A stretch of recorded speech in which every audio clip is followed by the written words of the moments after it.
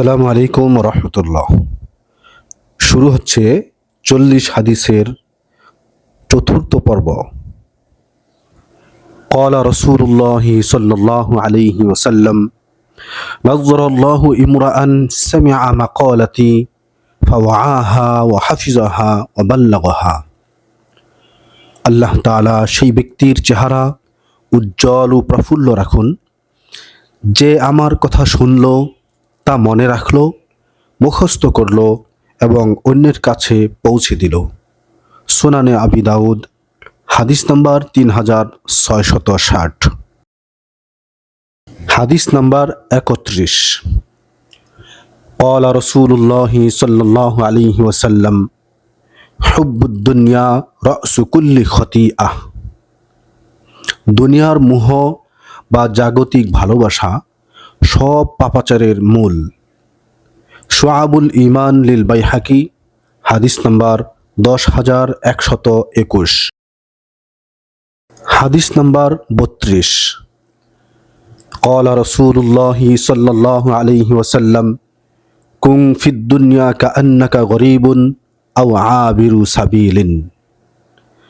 তুমি দুনিয়াতে এমনভাবে থাকো যেন তুমি একজন প্রবাসী মুসাফির অথবা একজন পথচারী। সহিহ বুখারী, হাদিস নাম্বার 6416। হাদিস নাম্বার 33। قال رسول الله صلى الله عليه وسلم لا يدخل الجنة جسد غذي بالحرام। হারাম উপার্জনে লালিত পালিত কোনো শরীর জান্নাতে প্রবেশ করবে না। শুআবুল ঈমান লিল বাইহাকি, হাদিস নাম্বার 5321। হাদিস নাম্বার 34। লাআনা রাসূলুল্লাহ সাল্লাল্লাহু আলাইহি ওয়াসাল্লাম আর-রাশিয়া ওয়াল মুরতাশিয়া। রাসূল সাল্লাল্লাহু আলাইহি ওয়াসাল্লাম ঘুষদাতা, ঘুষ গ্রহীতা উভয়ের উপর লানত বা অভিশাপ করেছেন। সুনানে আবি দাউদ, হাদিস নাম্বার 3580। হাদিস নাম্বার 35। قال رسول الله صلى الله عليه وسلم لا يدخل الملائكة بيتا فيه كلب أو تصاوير। যে ঘরে কুকুর অথবা প্রাণীর ছবি থাকে সেই ঘরে রহমতের ফেরেশতা প্রবেশ করে না। সহিহ বুখারী, হাদিস নাম্বার 3225। হাদিস নাম্বার 36।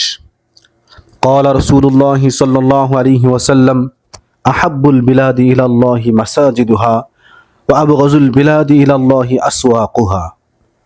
আল্লাহ তাআলার কাছে সবচেয়ে প্রিয় স্থান হলো মসজিদ সমূহ, আর আল্লাহ তাআলার কাছে সবচেয়ে অপছন্দনীয় স্থান হলো বাজার সমূহ।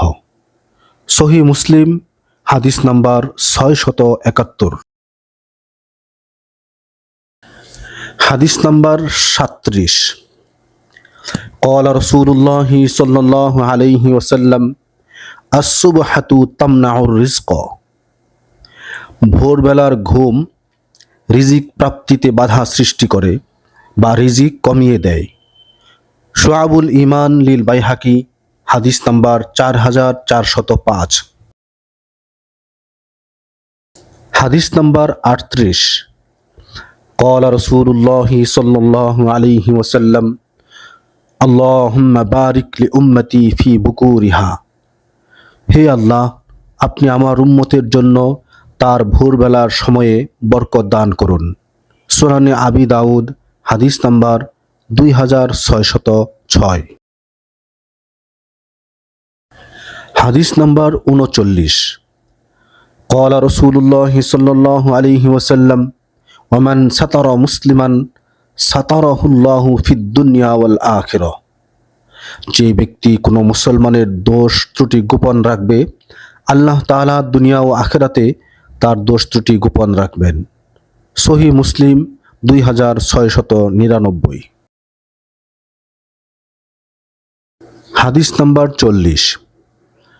قال رسول الله صلى الله عليه وسلم মান সামাতা নাজা। যে ব্যক্তি নীরব থাকলো বা চুপ থাকলো সে মুক্তি পেল। সুনানে তিরমিজি, হাদিস নাম্বার 2501। আল্লাহ তাআলা আমাদেরকে এই 40টি হাদিসের উপর আমল করে পরকালে চিরস্থায়ী মুক্তি পাওয়ার তৌফিক দান করুন।